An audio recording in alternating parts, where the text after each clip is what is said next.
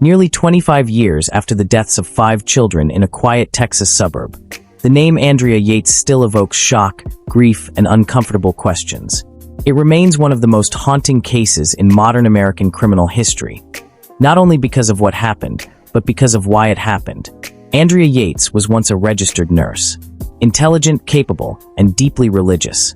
In the late 1990s, she and her husband Rusty were raising a growing family in Clear Lake, Texas, outside Houston. Andrea left her career to become a full-time mother, homeschooling her children and dedicating herself completely to the role she believed God expected of her.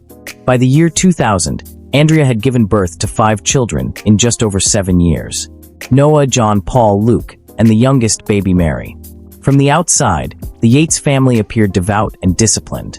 But inside Andrea's mind, something was unraveling. After the birth of her 4th child, Andrea experienced a severe mental collapse.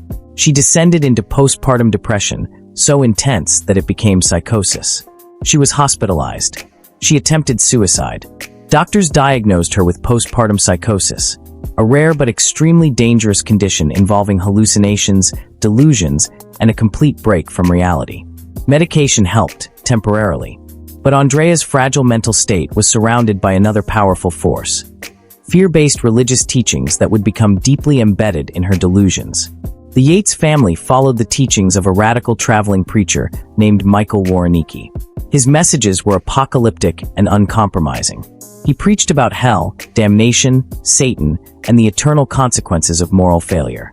According to letters and recordings later reviewed in court, these teachings emphasized that a mother's sins could condemn her children's souls forever. Andrea absorbed these messages completely. Against medical advice, she had a 5th child.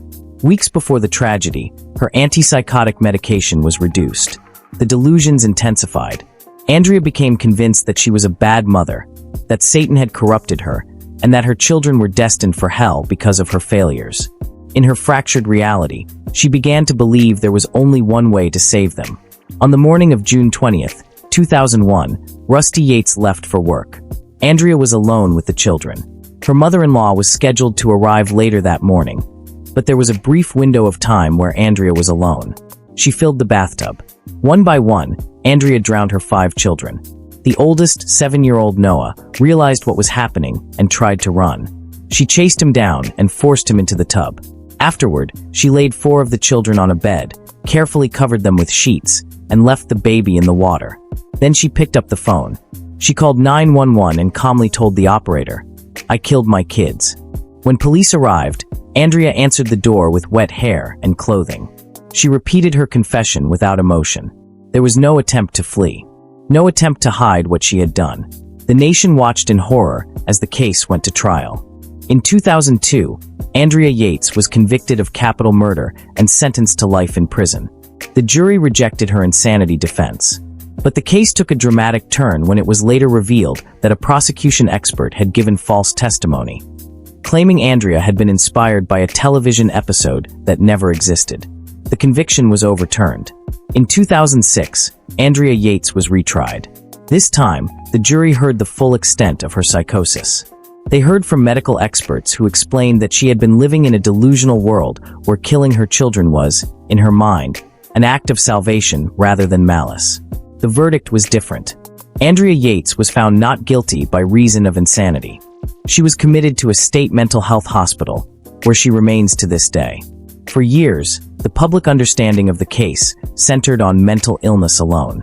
But new examinations of the case have introduced another layer, one that forces an even deeper reckoning. Evidence shows that Andrea's delusions were shaped and reinforced by extreme religious teachings.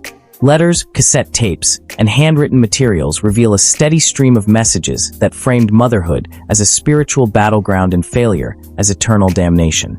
Medical experts testified that these teachings became the foundation of Andrea's psychotic beliefs. Not the sole cause, but a powerful accelerant. In a mind already detached from reality, the fear of hell became lethal. Andrea did not kill her children because she hated them. She killed them because she believed she was saving them. Today, Andrea Yates remains in psychiatric confinement. She has never petitioned for release. Those who have interacted with her describe a quiet, withdrawn woman living with profound remorse. When confronted with images of her children during trial, she broke down completely. Evidence, her attorneys say, of enduring love and unbearable guilt. This case changed how America understands postpartum mental illness. It forced conversations about maternal mental health, religious extremism, and the dangerous consequences of ignoring medical warnings. Andrea Yates' story is not one of evil in the traditional sense. It is a story of untreated psychosis, isolation, and belief systems that turned fear into fatal conviction. It is a reminder that the most terrifying crimes are sometimes born not from hatred, but from a broken mind convinced it is doing the right thing. And that is why, decades later, the case still refuses to fade into history.